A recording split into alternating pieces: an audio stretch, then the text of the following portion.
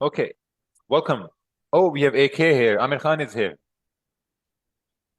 Hello. All right. See here. Um, so let's talk about something like, whenever let's go back to the time when you started trading in the beginning, right? So I want to know what was the reason why, okay, so what was that one or two big reasons why you really wanted to start to trade? Just like text, write it down. Just throw it out there. Ted, okay, okay. Make a lot of money, financial freedom, financial freedom, time freedom, COVID. That's very interesting due to COVID. Because whenever there was COVID, there was nothing else to do. So everyone was like, okay, like, you know what? If there's nothing else to do, let's just see what we can do online.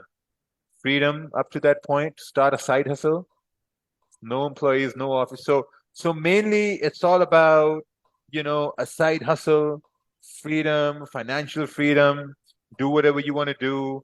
Um, I'm not I'm not listening to anything that would say, like I was always interested in the market. So I wanted to really understand the markets. Or like, I was excited to see like, what like I started trading because I was just bored. And I was like, okay, let's just see what this is all about. My friend lost my money trading over £1 million, trying to recover that. Yeah, your friend should pay you back. I want you to understand why the and how the markets moved. See, here's the thing.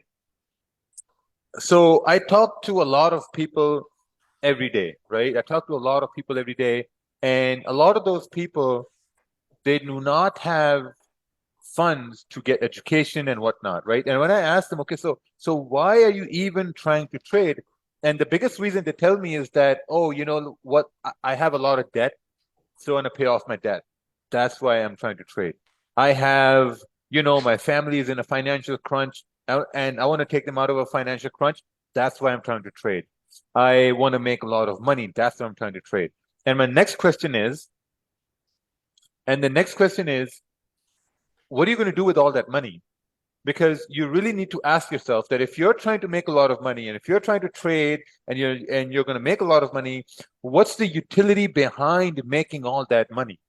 And the next thing is, what is a lot of money to you? What's going to happen or how your life is going to change when you do make a lot of money? What's going to happen at that point? Because when I first started trading, I didn't start trading because I wanted to make a lot of money or I wanted to make more money because we were still running our business and I was doing perfectly fine. I started trading because, because I had a lot of downtime and I wanted to allocate my time into learning a new skill because someone told me it's a skill, the markets can go up and down, so just see what happens. At that time I had like maybe around 400K in savings, and I wanted to see that okay, what is this trading? So I deposited like 500 US and I started to trade with that 500 US. For me, it was never about I want to make a lot of money. For me, it was about okay, maybe this is a new challenge and let's see if I can really overcome this challenge and let's see if I can really make something out of it, regardless of the fact that I lost in the beginning and whatnot. Right. But you really gotta ask yourself these hard questions. Like, even if you do come into trading, what amount of time are you allocating trading? When I was introduced to trading, I started to believe that the possibility of leaving a legacy, yes, that's also correct. Peace of mind, grandchildren, prove that you are a scammer. Thank you. When I saw you sure you lost, I find this guy is real. Thank you. Because a lot of time what happens is when we come into trading with sort of an impulse of, saving our parents or like, having them retired, of like buying houses and buying cars, a point comes where we are so emotionally involved that it gets so overwhelming that we're like, man, like I'm so tired of losing all the time.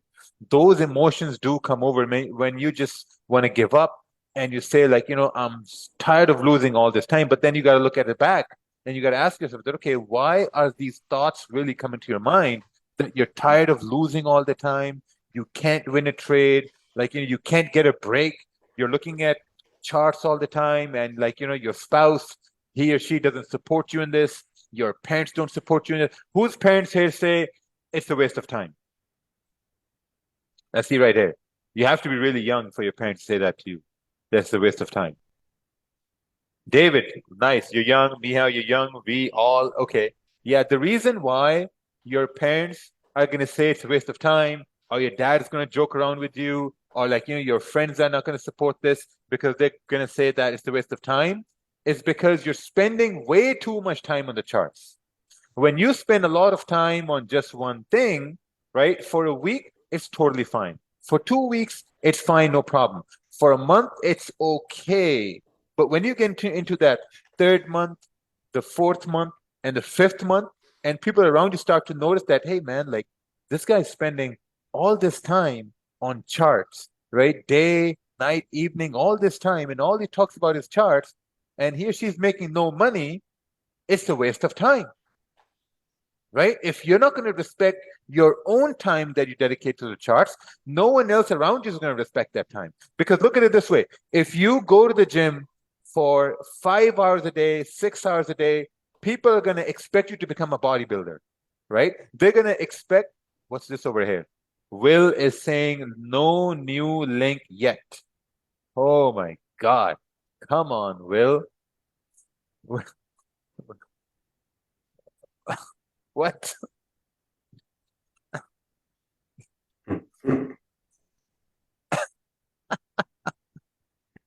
Will. Oh my God. I wish you guys were in the Sydney boot camp. Oh, I just got it. Oh my God. Will Will just looked at the first line. Oh, new, no new. Anyway, like you have to respect your time. This is why, what's this? Later. This is why we say that whenever you're trying to trade, you stick to 1 or 2 hours. Because if you go to the gym for 5 hours a day, everyone around you is going to expect you to become a bodybuilder, right? Because they're expecting you to go to the gym 5 times a day. They're going to say, okay, like, this guy's going to come out in 6 months having like a great body. It's not going to work because we all know when you go to the gym, it takes about 6 to 7 months for you to get in some sort of a physique where people start to see a difference, right? So if you're spending your entire days on trading, on charts, you're talking about this, talking about that. You're waking up in the middle of the night. You're not joining your family for dinner. I know a lot of people can relate to this. If you're not joining your family for dinner because you have a webinar to attend on trading, or there's a news event that you got to watch on trading, they're going to say, man, this person's out of their goddamn mind because they're not giving time to us. They're just looking at the charts. That's why no one respects your time. That's why no one respects this hobby of yours. But if you really have a timetable, you stick to 1 or 2 hours a day, maybe like maximum 2 hours. You stick to 2 hours a day, everyone's going to see that and they'll say, okay, like, you know what? This person is disciplined. Not only they're disciplined, but they have a full structure around their day. They're only spending like 1 or 2 hours in trading, and we're going to respect that, right? We respect that because it's a hobby. They're trying to do this hobby, and maybe it's going to work. Who the fuck? Jonathan Satcher.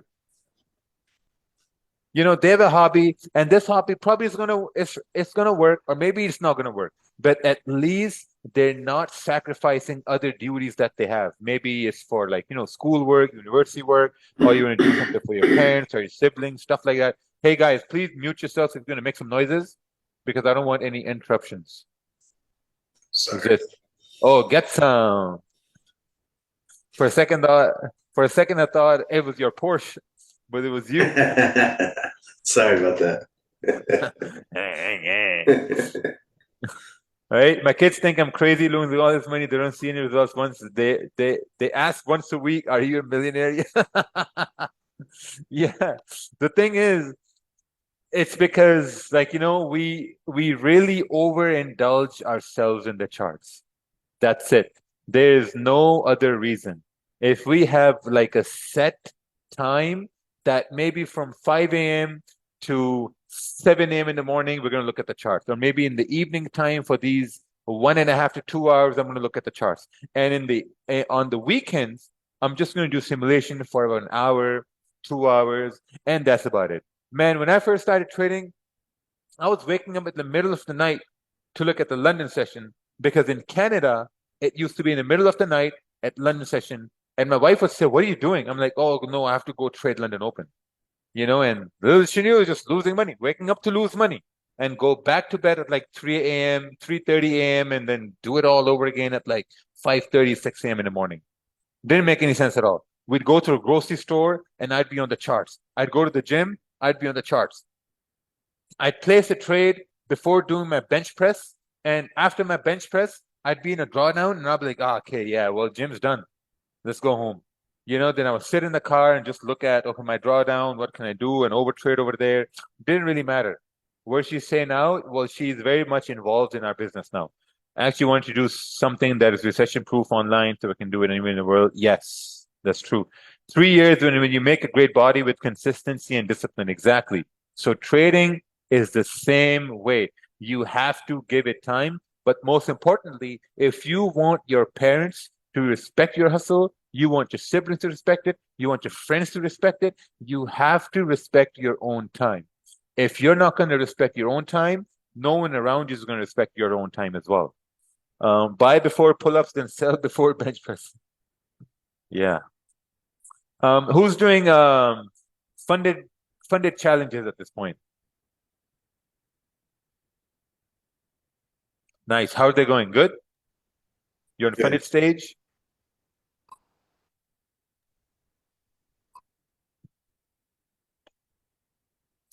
I've been consistently showing up for 2 years, 1 to 2 trades a day max. Been break even for a while. Last month lost 7 trades and won 3 to 4. But break even because losses are smaller, but win ratio is low. Advice for me? What's this? For 2 years, 1 to 2 trades a day max. I'd have to see the trade journal. It's hard to believe. It's hard to believe that. I'm sorry. I'd have to see the trade journal. Failed 3 accounts in phase 2 last week. FML. It would have been better to donate that money somewhere else. At least you could have gotten some karma points. Karma points are much better than funded points. But seriously, right? If you're doing funded challenges, if got a few funded, 1.3 million, and a few following, 1.9 million close. Oh, nice, very nice. It's Matt Clark in the last few months. Nice. Oh wow, you're a funded millionaire now. Jason Severi. So here's what you need to do, right? If you're failing funded challenges, what you need to do is open up $1,000 account because you can easily open up $1,000 account. There's $1,000 nothing to you if you're failing funded challenges, right? Open up $1,000 account, aim to just trade that account for 3 months. If you can grow that account to, let's say, 50% or 100% in 3 to 4 months, then go over to funded challenges. Then you're going to do very, very well at that. But if you can't trade your own account with consistency and discipline, it's going to be very difficult for you to pass funded challenges. Man, I know people who've lost like 50,000, not 50, 25 to 26,000 worth of funded challenges in like 2 months. Because it's an addiction.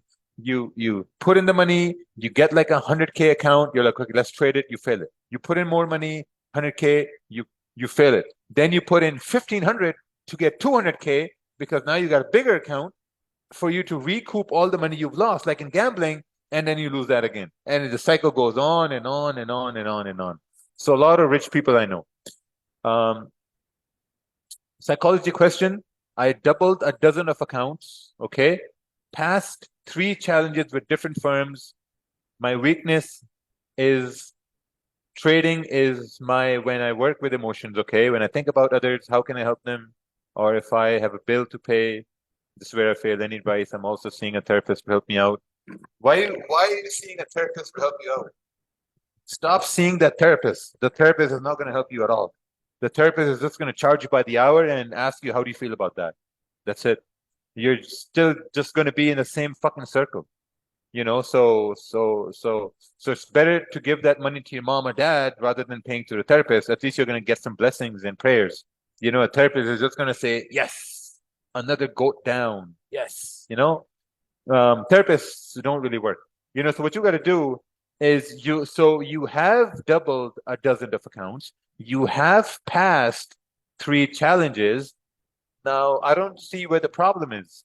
If it's your weakness, if it's like whatever that is, I would say maybe just withdraw. Like if you're doubling accounts, you need to ask yourself, have you withdrawn money from that point? Because it's another thing to double an account, and it's a whole nother thing to double an account and to withdraw some funds so that money feels real. And don't worry, you're not going to be able to help people in the first month, first 2 months, 3 months. It's not going to work like that, right? You're going to be able to help them slowly, but not all of a sudden. So whenever you're making these gains on your personal accounts or you're making gains on your funded accounts, just withdraw like small amount of money here, small amount of money there, and just give some to someone. Therapists, all this therapy stuff doesn't work. I paid for a therapist once. This is when I lost a lot of money. Like, Quadriga got shut down, lost a lot of money over there. And it was just like a spiral of failure for me. And I paid a therapist online. And then the therapist started talking to me.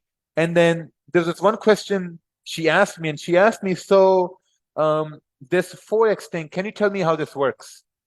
And then I thought to myself at that moment, I'm like, okay, she doesn't know what Forex works. She knows about gambling. She doesn't know about trading, over trading, doesn't know about gold, doesn't know about me getting stopped out with liquidity grabs, doesn't know about me moving my stop losses. I'm like, how the fuck is she gonna help me when she doesn't even know the basic concepts about Forex, about trading? And this thought came to my mind within 2 seconds. And in those 2 seconds, I'm like, okay, you know what? Maybe. And I said to her, okay, I have to go do something. I forgot. So let's reschedule this meeting. And we ended the Zoom call and I never went back because I'm like, this person doesn't even know what trading is. How is she going to help me? And I never went back. I'm like, yeah, screw this. I start the week being very tight on risk and being careful, but then Friday I'm full margin and everything. Yeah, like you got to ask yourself why. Why are you full margin? Because you have to write down certain rules. And for me, certain rules are as I get close to the end of the week, I'm gonna start to end my day. As I get close to the end of the week, I'm gonna start to end my day, which means that as Friday comes along, I'm gonna start to lower my risk and I'm gonna move more into how my trades were Monday to Thursday. Because Friday is the week where I start to pack up my mind, I start to pack up my trading account, I start to do all auditing of all the trades I did. I start to get ready for Saturday, I start to get ready for Sunday. On Fridays, I basically start to make plans with my family of what are we going to do on the weekend. So Friday is a very low volume trading day for me. Even if price is rocking and rolling, it's very, very low volume, apart from NFP. NFP, like whatever, like NFP doesn't really count over here. Um, is it possible to make money if you're being B-booked or just very hard? Doesn't really matter. And this question comes around a lot. There are brokerages who B-book clients, there are brokerages who A-book clients. Doesn't really matter. If you are making profitable trades, you're making profitable trade as long as you get withdrawals. Can brokers manipulate the price in other ways than slowing the bridge? No, they can't. Prices cannot be manipulated because the price you get from liquidity is the price you get. They can't be manipulated. Brokers can brokers can add delays to your executions. That's what they can do. They can add delays to executions. Other than that, yeah, nothing. Just delays, yeah. I trade 50K live and I turn it now to 70K within 3 months. Mashallah, very good. But the problem is I'm looking how Raja to turn 1 million during 1 year. See, you've turned 50K to 70K in 3 months, which means you made 20K in 3 months. I think what's going to be better to withdraw 5,000 a month, because you got to get confident in now you're confident in making money, but you also got to get confident in withdrawing money as well. So start withdrawing 5K a month and see how that feels. Because once you're getting 5K a month, and now you got extra 5K cash to play around with, do things with, dinners, whatever you want to do, that's the most amazing feeling ever. Because then if you're making money from your business or if you're making money from your job or whatever, that's extra income coming in because your bills are being paid from the money you're withdrawing from the market. On downtrend, a big bullish candle, rejection candle means what? A big bullish rejection candle means that maybe a retracement is going to come along. Yeah, maybe a retracement is going to come along. Who here does not understand news? Who has issues understanding news?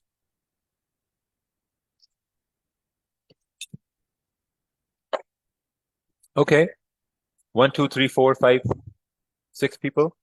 Okay, no problem. I still don't understand news. I understand. I only understand a handful of news. You know, I 100% understood. Well, I'm not going to say 100%. I understood news to maybe like 60, 70% when we had COVID, right? When we had COVID, that was a time where I sort of like understood news, and I only understood news from the fact of what's happening in the US and how it's affecting gold and how it's affecting yen. That's it. Because in COVID, what happened was they shut down the economy and gold started to move up. So when they shut down the economy and gold started to move up, I looked at it this way that, okay, they're shutting down the economy, which means there's no tax revenue generated, which means there's no retail sales, there's no employment, like employment rate is low, there's no money being made. So the US dollar is getting weaker, and that's what's pumping up gold. And then I clued in certain things because then I knew that, okay, in 2017, when Trump came in, the stock market was soaring, US dollar started to go up and gold dropped. So I'm like, oh, okay, this entire thing makes sense now. And when they had like, these old vaccines thing, like the vaccine news started to come in, and then I understood that, okay, when the vaccine news comes in, this means that when there are vaccines made, there's a high probability for the economy to get back in shape, which means retail sales can go up. So this means the dollar can get better and gold can continue to move down. Because if you guys remember, during COVID, whenever they had news for the vaccines, gold would always drop down. And whenever they would have news, oh, we have these many rise in cases, gold would always go up. So that's how I started to clue a little bit of a things in. Then NFP came, started to understand more about NFPs as we moved into more like, the vaccines environment, because, more and more vaccines came in, the cases went down, NFPs started to get better and better because more people started to go back to their jobs, and then Russian-Ukraine thing happened. When Russian-Ukraine thing happened, that was actually very, very easy for me because we noticed in 2017 and 2018, Kim Jong-un would he would test his torpedoes and bombs over Japan during the Asian session, and every time they would do that, gold would go up. And also when Trump was in power, Trump would have like this, like, trade war with China, and he would always tweet about China. And whenever he would tweet about China, his tweets were considered risky to the dollar, so gold will always go up. So when Russia and Ukraine thing happened, we knew, me and my buddies, we knew that if Russia does everything to Ukraine, gold is going to go up, keeping all those past events in mind, right? Then same thing with CPI and retail sales data, because like, when the economy started to get better after vaccines, then I understood that, okay, if the retail stores start to open up back again, that means the retail data is going to be bigger. And then that means gold should go down and dollar should continue to go up. Same thing happened with NFP during Christmas. During Christmas, Black Friday, a lot of temporary jobs in the market. NFP is good, which means gold should go down. The economy is better because more like, temporary jobs are created and stuff like that. So I still don't completely fully understand news. I don't trade based on news. I don't trade based on fundamentals. I only trade based on price action. And most times when you look at price action, it's going to tell you a little bit where news may push price because I believe wherever news is going to push price, price action is going to form in a way that if you look at it on the 4 hour or the daily, you're going to say, oh, okay, this made sense. This made sense that we moved in this direction or whatever. I'm using another way of trading news where I wait for the news candle to come up quickly and then I wait for the reversal. Very risky, very risky. You have to have an understanding of the narrative right now. It's all about data, job data, and the soft landing effect. That's true. I have issues on how to calculate gold pips. How do I calculate the profit loss? Okay, so I explained it and I'm going to explain this one last time. When you are looking at gold, right? All right. See this right here in the chart. Let's say we're looking at gold over here.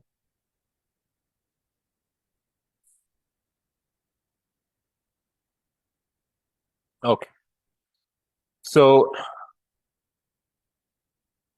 let's say gold is at 1914.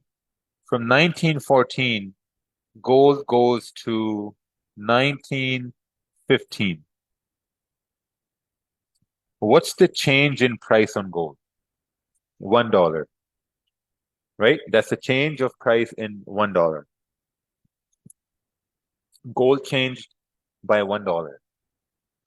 So this means gold changed by 10 pips. That's how you calculate price on gold. Gold changed by 10 pips. Every dollar is 10 pips, exactly. So if gold goes from 1913 to 1920, that's $7 change. That means 70 pips. And pip value on gold is higher than the pip value on pound yen.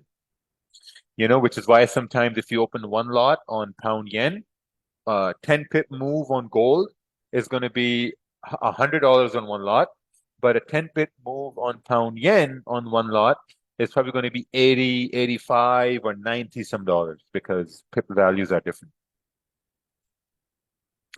Pip values are very, very different. I'm waiting until I can increase my account by 50% before buying a challenge. That is excellent plan there, Christine. Where can we find pip value? You can't. Oh, I think you can. You can, right? I'm not sure. I haven't really looked into that. So let's see here. Not over here. Right click. So what we got to do is specification. There we go. Digits, 2 digits. Okay. Spread is floating. Floating spread, right? Floating. It's not a fixed spread. We don't have fixed spreads. Tick size. It's a CFD. Margin rate. Trade full access. Good till canceled, filling immediate or cancel immediate fill. There's no delay. I'm not sure whether this means a delay or not. I'm not sure. All right. Maximum lot size 500. Okay, that's good to know. Didn't know that.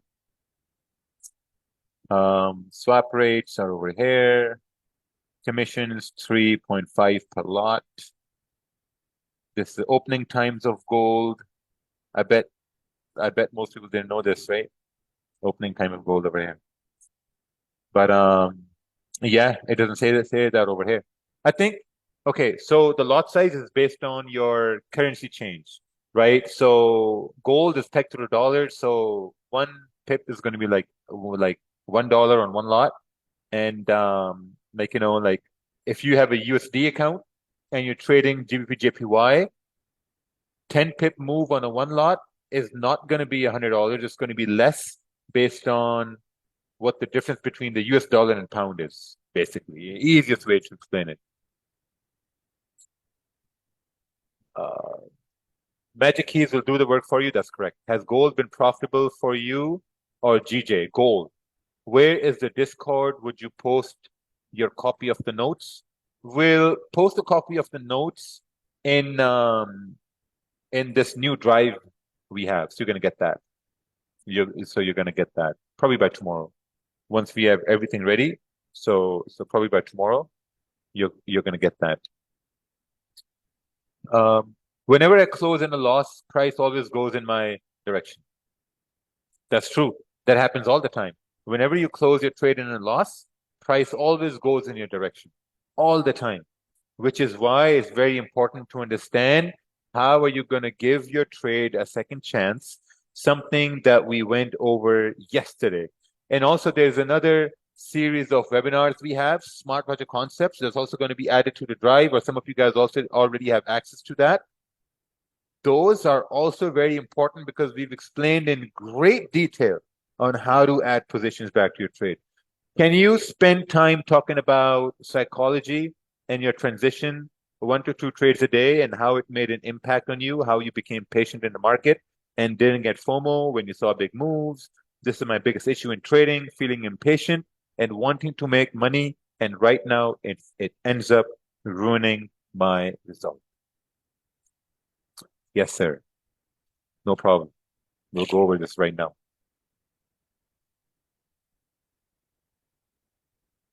Are we getting any trading plan or something? No. Why are you going to get a trading plan? What makes you think my trading plan is going to work for you? You have to make your own trading plan. I want to see trading plans sent on Sunday. Okay. Now, when I was over trading, so this question goes back to the time when we started to trade. When we started to trade, it was very, very simple, right? We were only trading the 4-hour candles, and this is where I can show you right here. So let's go towards the 4-hour. So we were only trading the 4-hour candles, right? And when we were trading the 4-hour candles, we would only look at when the 4-hour candles are creating resistance. We were looking at the gold. We were looking at, pound yen. We were looking at Euro USD, pound CAD, AUD USD, AUD New Zealand. Like every pair, I was looking at like 6, 7 pairs at the same time, and all we were doing was looking at the 4-hour candles. So every 4-hour, whenever a 4-hour candle would close, we would look to see if we closed near a support. So let's say this candle closed at a support. I'd take a buy, stops would be below the previous candle, and I'd let the trade run. Either I'd get stopped out or the trade would go in big profits. That's what I did for the first 3 months, and it was like crazy. It was so easy. It was so easy. I looked myself and I'm like, man, this is amazing. If I can keep up with this, I'm going to make a lot of money. And the plan and the idea was great because every 4-hour candle, we now know that every 4-hour candle is going to be sort of like a volume time, apart from the Asian session. But what happened after a little while was that we started to do this. I was like, okay, I'm getting stopped out. And sometimes I get stopped out and price goes in my favor. What can I do to prevent that from happening? So what I did was, I was like, okay, if price goes in a drawdown, I'm just going to remove my stop loss. And if I remove my stop loss, then that's going to give me some more opportunity to kind of like, stay in the trade longer. So I started to remove my stops at that point. So when I started to remove my stops at that point, I would get huge drawdowns because I wasn't following my plan that I started with. And once I started taking losses, then I started to look at other sessions, right? I started to look at London Opens and New York Opens. That all that strategy about 4-hour candles went out the window, and I was looking at every 1-hour candle close and every 30-minute candle close, and I went from taking 3 trades a day to 15 to 20 trades a day. As I went into that 15 to 20 trade a day mark, I started to lose more and more and more and more. And I did that for about 6, 7 months. And it came to the point where I lost so much. And I turned around and I asked Ted. Ted was amazing guy, regardless of whatever happened, amazing guy. Right? I asked him, man, like I don't know what's happening. Because the first 2 months, 3 months were wildly profitable. And now I've lost that money and some more. I have no clue what happened. And he told me something that was so profound and so simple that when I think about it now, I'm like, wow, why didn't I think about this before? Like, was I so emotionally involved in my own pain and grief of having these losses and trying to explain where the money is going and like, like getting all this credit card debt? Like, why didn't I think of this before? And he said to me, look at the first 2 months that you traded and identify what difference is now that you're trading versus back then. What's the difference? What's the difference between two times? And I was like, okay, you know what? I'll try to do that. So I looked at my first 2 months and I noticed that in my first 2 months, I was waiting for the 4 hour candle to close and I was executing a trade, right? If I'm waiting for the 4 hour candle to close in the Asian session, I was trading AUD USD or AUD JPY. If I'm waiting for the 4 hour to close in the London session, I was trading pound USD. New York session, I was trading USD CAD or USD yen. That's all what I was doing.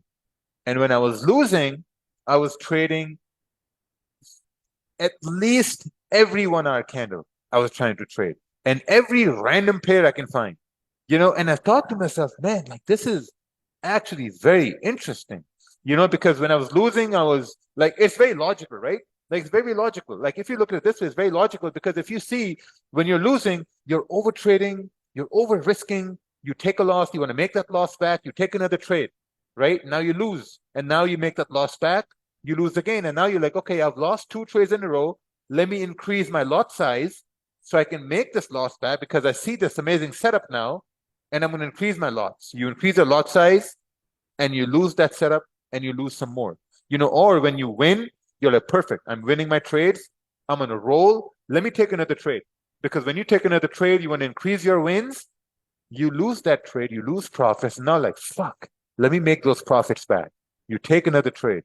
Now, instead of making those profits, sometimes you do make those profits back, and you take another trade.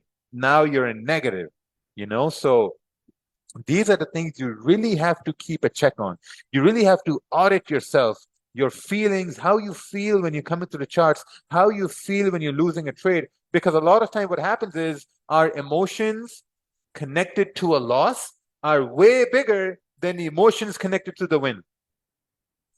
Right? Who gets really emotional here when you lose, and who gets no emotion when you win? I bet everybody, right? Because you've lost so much that when you lose, the emotions are all over the place. But when you win, you're like, okay, let's try to get another win. Like when you lose, you never say, okay, let's try to get another loss. Right? When you lose, you're like, oh man, this thing is not working. This strategy is not working. This guy doesn't know what he's talking about. He's a scam. This guy's a scam. Things don't work. Like, I don't know what the fuck's going on. That's what goes through your mind when you lose. But when you win, you're like, perfect.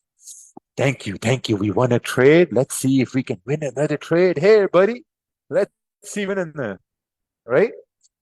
That's not the way, kind of like, that's not the way to approach things.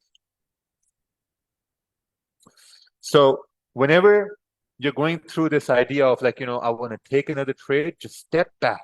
Literally, just step back from your computer and fold your hands and ask yourself, I've lost a trade. Should I be taking another trade? And an overwhelming answer is going to be no. But that devil on the other side, on the left-hand side of your shoulder, is going to say, no, take it, take it. Candles closing bullish, take it, take it. But you got to say, no, I'm done. I had to take just one trade, and now I'm going to come back the next day. That's all what you got to do. Whenever I lose trades, I just call it a day. I'm just like, okay, you know what? I'm done. I'm going to come back the next day. I don't even want to take a trade. When I lose a trade, I'm so put off. I'm not only put off by the markets, but I'm put off by myself. Because if I respect myself as a trader, as an educator, as a mentor, I cannot lose a trade. If I do lose a trade, I'm just like, wow, why did this happen to me? What was different right here? So those are the questions you need to ask yourself. You need to respect yourself as a trader. Whenever you do lose a trade, you need to ask yourself, okay, this is interesting. I shouldn't be losing a trade. Let me investigate why I lost this trade. And while you investigate why you lost that trade, the urge of taking another trade is going to automatically go away. Automatically is going to go away because you have to detach yourself away from the charts. Just say, no, I'm going to investigate why I lost this trade. When you win a trade, you got to look at that and say that, okay, I lost the trade. Let's investigate how I could have made a better trade, how I could have added another position how it could have like, made more money on this trade. Because if this happens the next day or the next week or the next month, I have to be better prepared to kind of like, exploit this trade even more. I've never tried to get funded account. Don't know is good to have. Can you please explain, or should I stick to my account only? Stick to your account only. Like if you have no need to get a funded account, there's no need.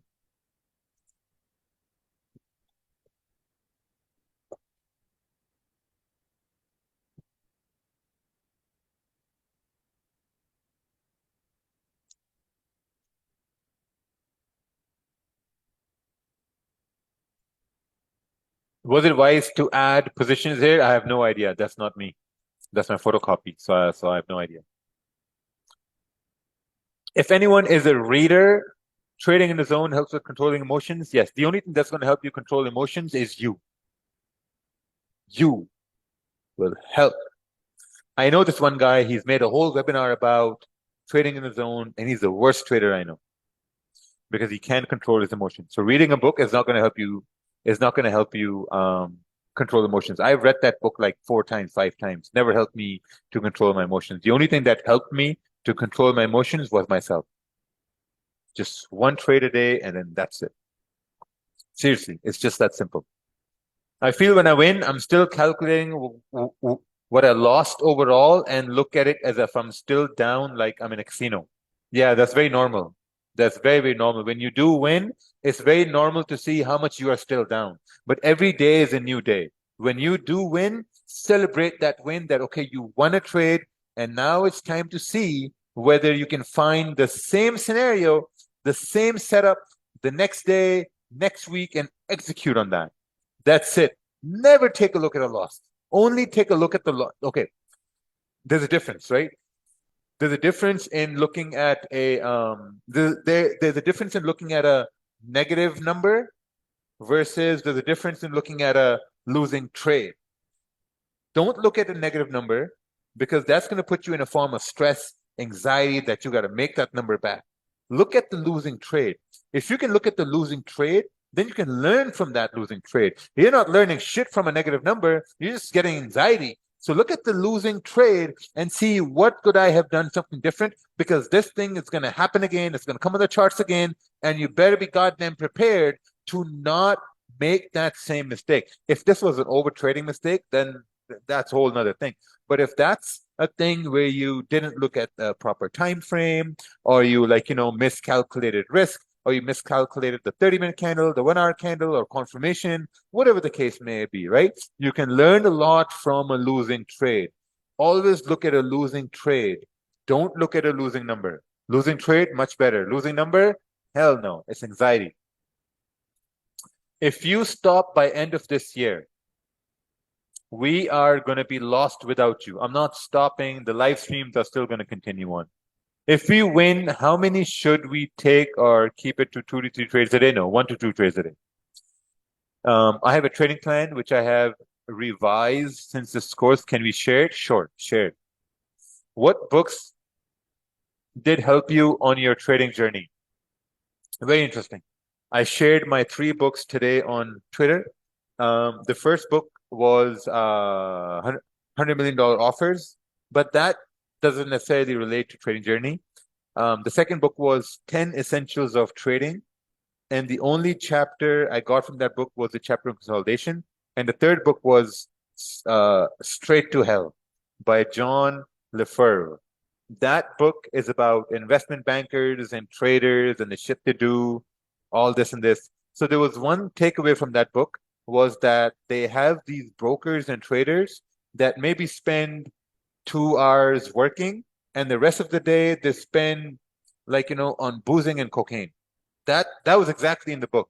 I'm like, okay, this makes sense. Because if they're making money only 2, 3 hours working, this means they're only trying to trade like maybe 2 to 3 hours, and the rest of the day they're just doing whatever they want. So I'm like, okay, this made sense. But the entire book is actually really hilarious. You have to read the book. Very hilarious book. What's this? YouTube link?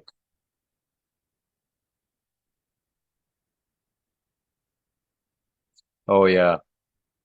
Very, very good podcast. Very good podcast.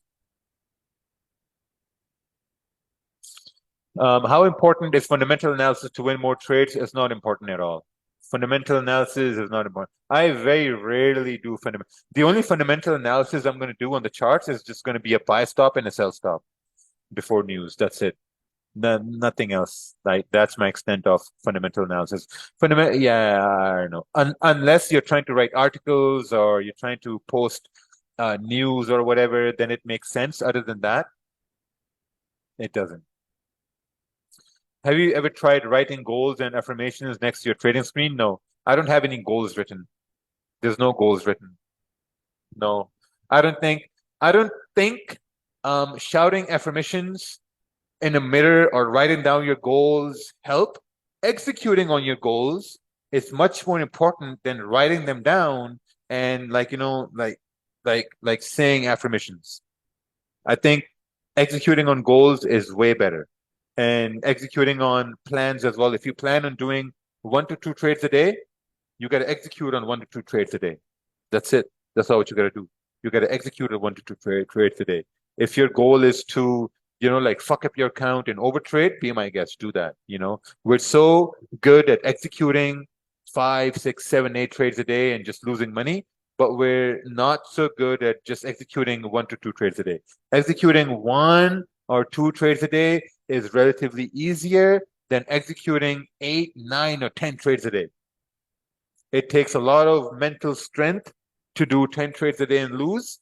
And it takes a little bit of mental strength to do 1 to 2 trades a day. Because if you can take one trade, that one trade can be over in 10 minutes, whether a win or a loss, and you're done for the day. Few days ago, I had a loss of like 2,000 and my next trade went 1,700 profit, but I didn't close it because I wanted to make the loss back. Yeah. There was a time my account was at $9,970 and I wanted $30 more to have a good $10,000 right there. And you know where I'm going with the story, right? Yep. I ended my day at 8,800 something just to make that extra $30 to get like a nice 10,000 figure. I fucked it all up. Didn't, didn't really work. So yeah, I can relate to that. I can relate to that. If you started again, what would you do differently, if anything, to attain everything you have in a shorter period of time? If I had to start this again, I would start with a $500 account. I would choose a time that would work for me. Like I would choose pre-London or London Open, and I would focus on one trade. And I would see if I can grow that $500 account to $1,000. And if I would do that, I would withdraw 500 and I would go put money in a company funded account. I would get myself a funded account. And then I would trade that funded account because now they have these very relaxed rules like unlimited days and whatever. Like it's very, very relaxed. Like guys tell me all the time now it's very, very easy. So then I would just do that and I would make money from that, get like capital of about 20, 30K and put that in my trading account and just trade that. That's what I would do. But this plan would be like a 6 to 7 month plan. 6 to 7 month plan. Sometimes knowing some fundamentals helps me long trades. Oh, nice. That's good. That's good. My plan next week is 3 trades only. Perfect. Um, I feel like quitting trading. If you feel like quitting trading, it's because again we keep going back to the same things over and over again. If you feel like quitting trading, that means you're over trading and you're over risking. There's nothing more to it. Give us some fake out advice. Oh, variable support resistances. Okay, so what should we do first? Let's see if we can get some fake out information right here. And we're going to trust our handy dandy iPad to connect now. So let's do this.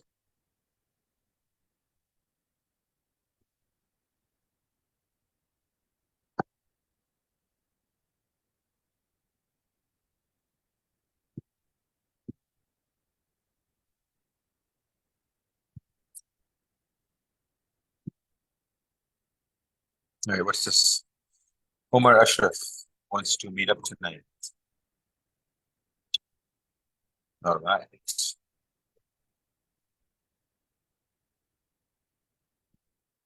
do it.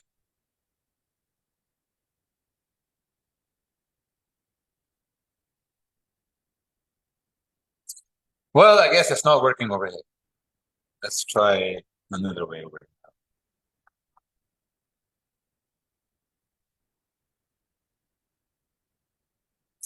Do brokers look at your trader? That's a profitable trader. Let's copy. Do they look at order flow? No. We look at order flow on our back end. We look at order flow, but we never look at a profitable trader and see, oh yeah, let's copy them.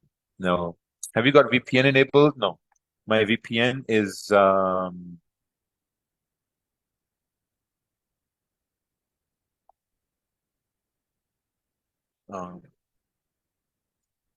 my VPN. Oh, it wasn't even on my VPN. My VPN is, yeah, it's off.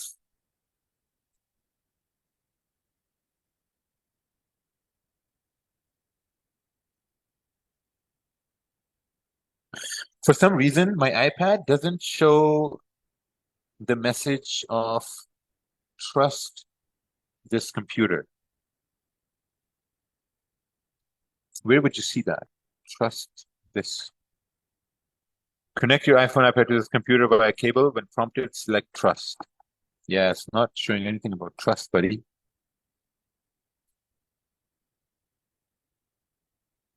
VPN is off.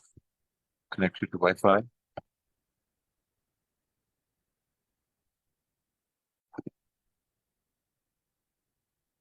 Yeah, nothing.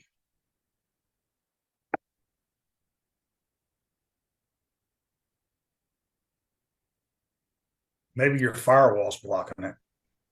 No, I don't have a firewall. Let's do this.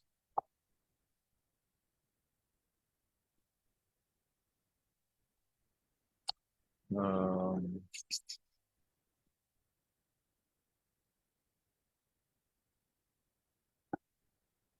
okay.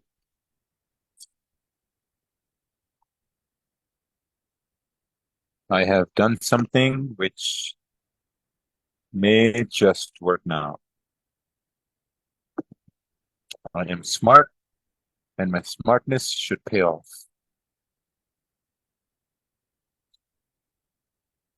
I am very confident in this.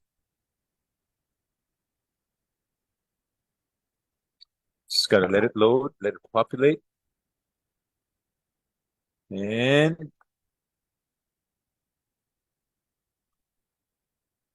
and oh, apparently not that smart. All right, unable to connect to Zoom, but it shares my screen. Okay, sharing my screen, that's not a problem. And over here, it says that I have started sharing a screen, but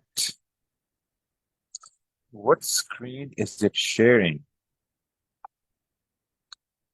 Um, let's say that I'm gonna share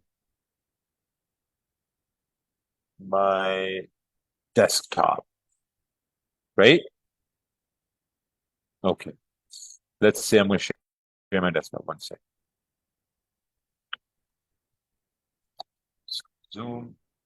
How do you share thing over here now?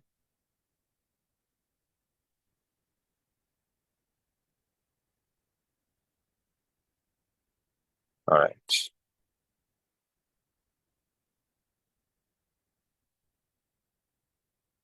I guess see over here. And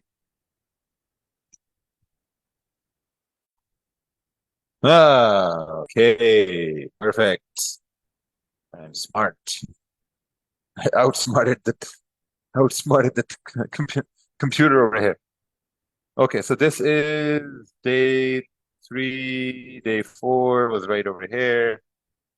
All right.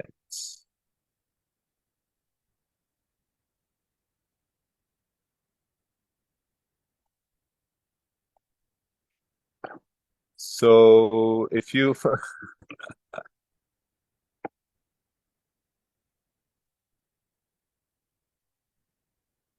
now for some reason I have another problem. So it's still recording, it's still recording.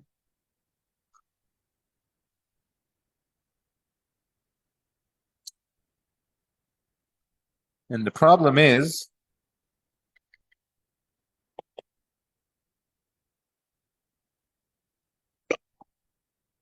that my pencil is not working. Okay, anyway, fake outs, right? Let's say we have a support and then we have a resistance like this. Okay, we have a support and resistance like this. And all right, one moment over here.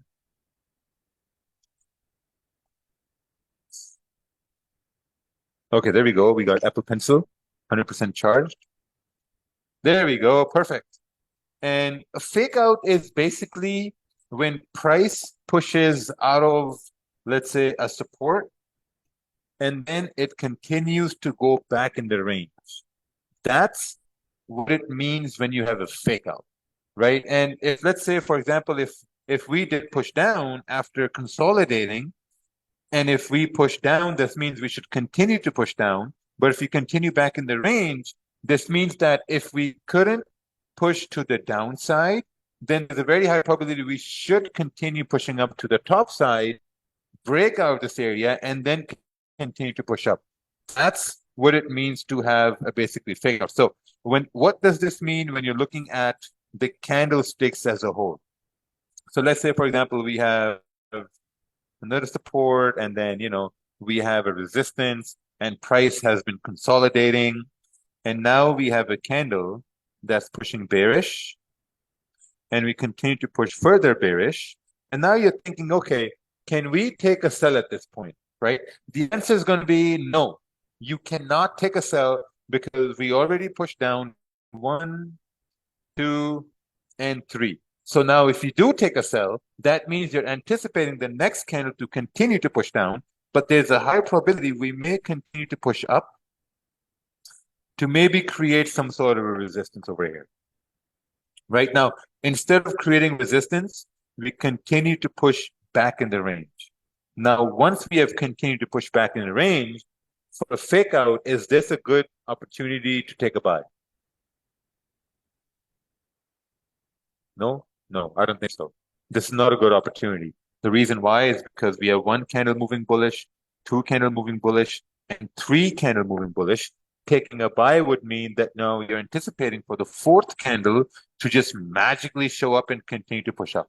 That's going to be a big no-no. Essentially, what you want to do is you want to see if we create some sort of a market structure for price to continue pushing up. That's what you want to see at this point. But I used to trade fake outs a lot, but I stopped trading fake outs because, like my success at fake outs wasn't that good. Essentially what a fake out means is that whenever price has been consolidating, we do know that the longer the consolidation, the bigger the breakout.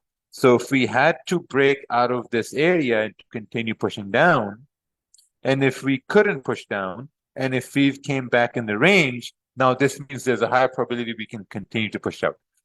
Fake outs are only there for your education, that you understand what it means when price is doing a fake out, or you understand what market structure it's forming. That's the only reason you need to know about fake outs. Whenever there's a fake out scenario, I very rarely look at fake outs, right? So if I'm trading in a live environment, and if I'm waiting for some sort of a resistance to form right here for price to move down, and if it does not happen, then I'm not going to say, oh, okay, like a resistance wasn't formed. So, now we're closing back in the range. So let me take a buy. I'm never going to say that. I'm going to say, okay, you know what? If price didn't form a resistance, then maybe I'm not going to take a trade. I'm not going to focus on the trade because we didn't really form a resistance. If it goes up back in the range, then I'm just going to say, you know what? I'm done. I'm not going to do anything at that point. Because a lot of times what happens after a fake out is that, let's say you have the support formed and you're like, okay, let me take a buy.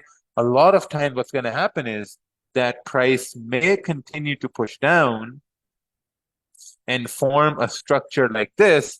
And now you try to take a fake out trade, you try to take a buy, you've lost at that moment, and now price has formed a situation where your original bias is about to play out. And now you've lost the trade, you've lost confidence, and the next candle starts to push down, and then you're like, oh man, I knew price was going to go down. I just got fucked over with a fake out. So fake outs are very, very risky. Impulse entries are very, very, very risky. So I would say maybe just stay away for potential fake outs, you know.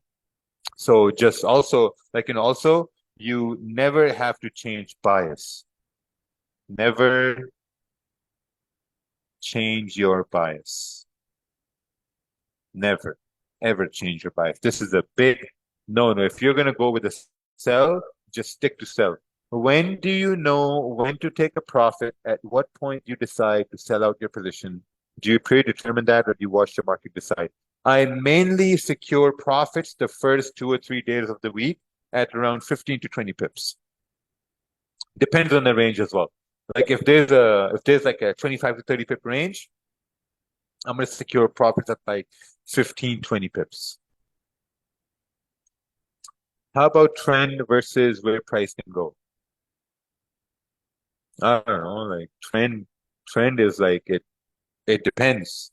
Like it depends. If you're looking at a 4 hour candle, goes back to all the examples we've done. If you're looking at a 4 hour candle and you think price can continue to push down, then on the lower time frame,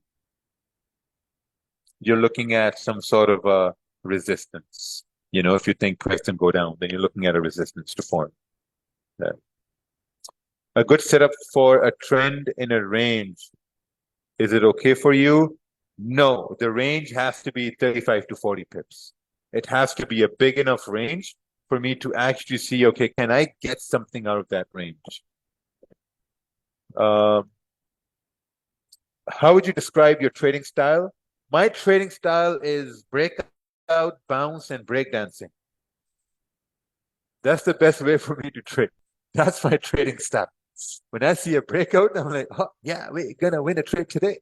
But no, like my trading style is that if I see a high being formed and price retraces to create support, I'm gonna go all in on that trade because based on what I've seen, I know that there's a high probability I can win a trade. That's my trading style at that point.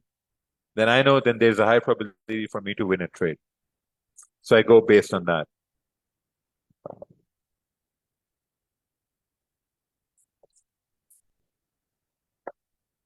How do you determine whether it's a fake out versus a retest? Very easy. Extremely easy.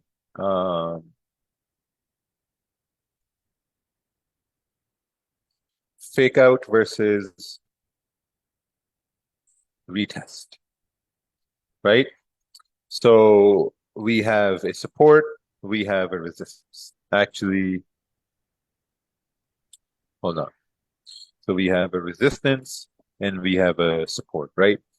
So candle comes up, breaks out, and next candle goes up, whatever going up, whatever, right? And then we have candles coming down, bearish. We have another candle coming down, bearish, right? And then we have another candle closing like this, right? And now you're waiting for some sort of a retest. You have a retest where you form support. You're like, okay, now we can go up. You take a buy and price goes up. You win a trade, happy days. But instead of price going up, let's say this is a 30-minute time frame, the next candle goes down and you lose the trade, and then that's it. You call it a day. You don't think about this being a fake out. You call it a day. You're like, okay, you know what? I'm done for the day. That's it. And if the next candle maybe like, instead of creating a support, we continue to push down, then this move up becomes a fake out. That's it. how not to get caught in a fake out. Um, who plays sports over here? Who plays soccer over here? Soccer, right? You guys play soccer? How to not get dodged by your opponent? There's no way to tell, right? If someone's coming at you with a soccer ball, all scissoring around the ball, how do you know if he's going to shoot left or right? You don't know, you know? Like, how do you know if someone is not going to sidestep you? You don't know that. So whenever you're in a trade and you're anticipating price to, move up, how do you know it's gonna go back in the range? You don't know. You don't know that. The only thing you do know is that you're gonna manage risk. That's it. That's all you know. And that happens to me sometimes as well. That price goes back in the range, and all I can do is manage risk. That's it. All I can do is manage risk. There's nothing more that I can do at that point. What withdrawal percentage do you recommend? Maybe 10%. 10%. Withdrawing 10%. That's still very good, right? So let's move on towards something I call variable support resistances. Very, very simple concept, but very, very important. Variable support and resistance. Ever since I've been using this iPad, I've been really enjoying doing handwriting opposed to typing. I miss handwriting. I can also write in my native language.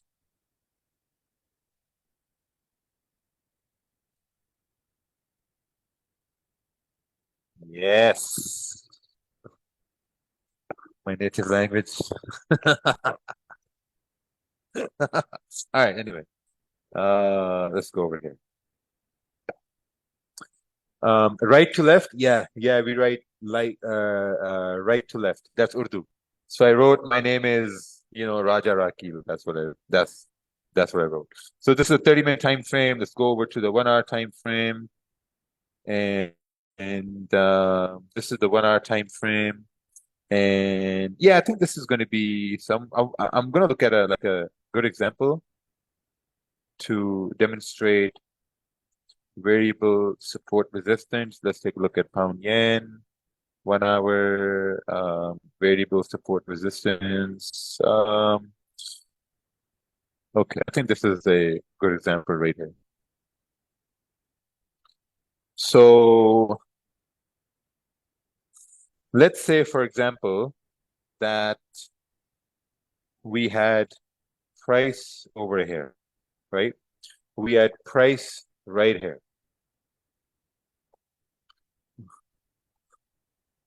My writing looks like that in English. Bad, right?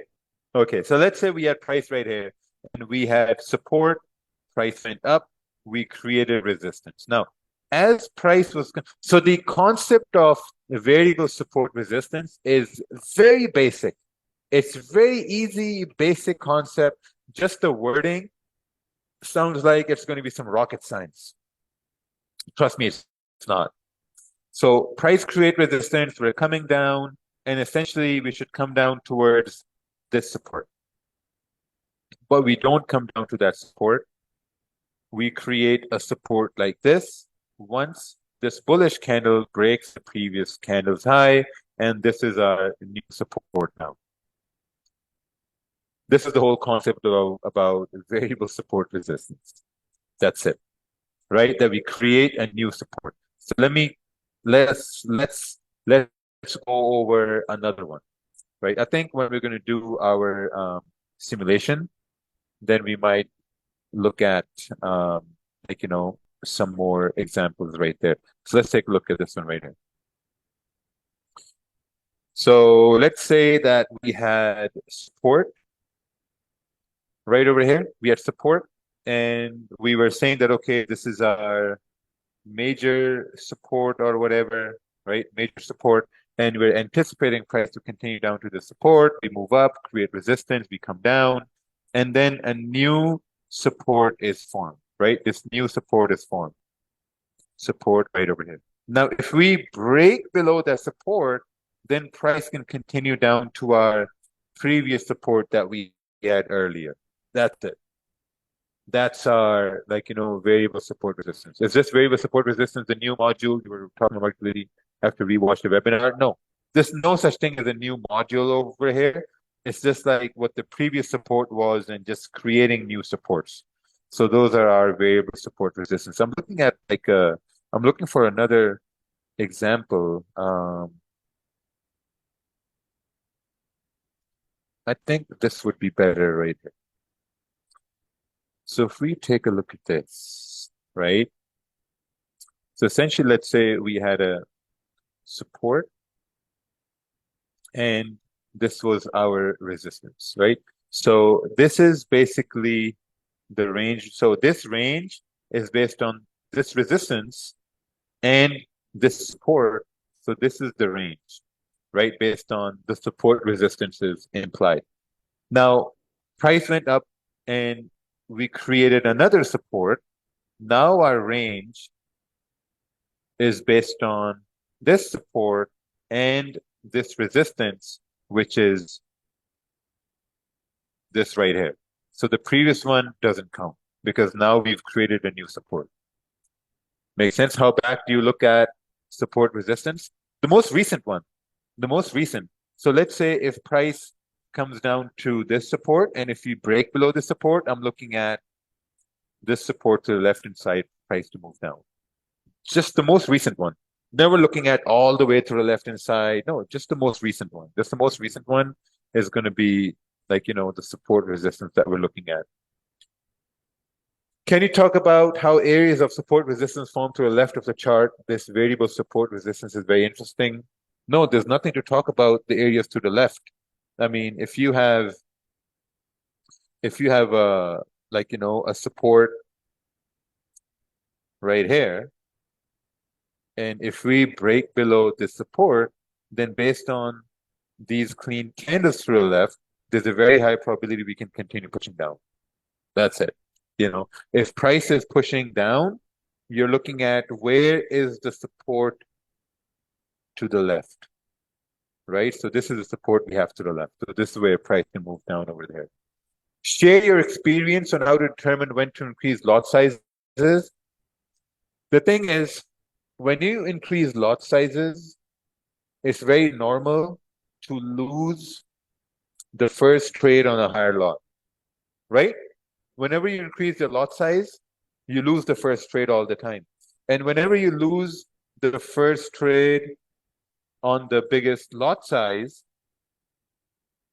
the first impulse is to reduce your lot size and go back to the smaller risk, right? That's the first impulse. That's what we all do. Like if you're trading on a 0.75 lot or if you're trading on a 50-cent lot and you increase your lot to 1 lots, and you lose the trade, the first impulse is to go back to the smaller lot size, and then you have this massive win on the smaller lot size, but that win does not cover the loss you just had on the bigger lot size, right? I don't know about you guys, but this used to happen to me all the time. And then I realized that, okay, if this is happening to me now, what do I got to do? And what I had to do at that point is to just stay on the same bigger lot and just manage risk. Because if you can trust yourself that you can manage risk, you can easily increase your lot size. Very easily. Because if you're trading, let's say, 0.5 lots, or if you're trading 0.75 lots, which are still pretty big, and now you've moved up to 1 lots, you just have to manage risk. If you're losing, let's say, $50 on 0.5-cent loss, or if you're losing anywhere from $45 to $60 on 0.5-cent lots, then on 1 lots, maybe you're losing anywhere from $50 to $80. This saying that you're managing risk. So you still have a manageable risk. So you don't have to say that, okay, you know what? I'm going to take a full loss on my bigger lot size. No, you got to be confident enough that you can manage risk which is the reason why you're increasing your lot size. Because like, losing $80 from $60 is not a huge difference at all, like by percentage. It's still very small, but you're managing risk because if you are winning, you're winning like, $100 to $120 because you're keeping your losses small because you know how to manage risk, and your wins are whatever wins you're getting when price moves in your favor. Just get magic keys. Yeah, exactly. Just get magic keys. So basically, a new support is formed inside the range, creating a new support that's a variable support resistance. Yes. Was the meaning of variable support resistance is to redraw your support resistance as the price moves? Yes, exactly. So variable support resistance basically just means that you're redrawing as a new support or resistance is created. Let's say, for example, you have price coming down like this. This is the 30-minute time frame. We have price moving down, and then you have a bullish candle forming, and now you have a support form, right? And then price moves up, and price moves up again, and then you have another candle that moves down, whatever, moving down, and then you have another support form. So this is your new support form. Now you're no longer looking at trades based on the older support. Now you're looking at trades based on newer support form. That's all what it is. So the entry is only on the 1 hour and 30-minute time frame, and the 15-minute is used to manage risk. That's correct. But if you can't find support resistance on 30-minute, is it okay to draw on 15-minute? No. You will always find it on 30-minute. Any FOMO tips that worked for you? Fear of missing out. What worked for me always was to knowing that the same trade is going to happen again tomorrow, if not tomorrow, day after tomorrow, if not day after tomorrow, the next week. It's always going to happen over and over and over again. That's what helped me with FOMO a lot of times. A lot of times I would see massive moves on gold and I would chase those moves on gold. And a lot of times I would lose. And then a week from there, I would see the same move happen again. So now I've matured enough in the market, knowing that those same moves are going to happen over and over and over again. You talk about a candle breaks or stop right in the first 1 2 minutes, you don't take a trade. Can you expand on that? Yeah. I mean, if a candle moves and or breaks in 1 to 2 first minutes, I normally don't trade at that point. I just wait for to maybe make a move to the opposite side and then start to move in our correct size. What would you say about opening a trade, setting up stop loss and TP and walking away? I don't think that's a good idea because unless you're not planning on managing risk, you can do that. But if you're planning on managing risk, which I highly advise, don't do that. Yeah, because you have to manage risk. What's the risk reward ratio that you recommend? There's no such thing as a risk reward ratio, to be honest. There's no such thing as risk reward ratio, which we will go over in our simulation. So here's what we're going to do. I'm going to take a 5-10 minute break. I'm going to let whatever we've done in Zoom to kind of like buffer and save. And then we're going to come back with simulation. And I'm going to have you guys help everyone to take some trades during our simulation. I think that's going to be better.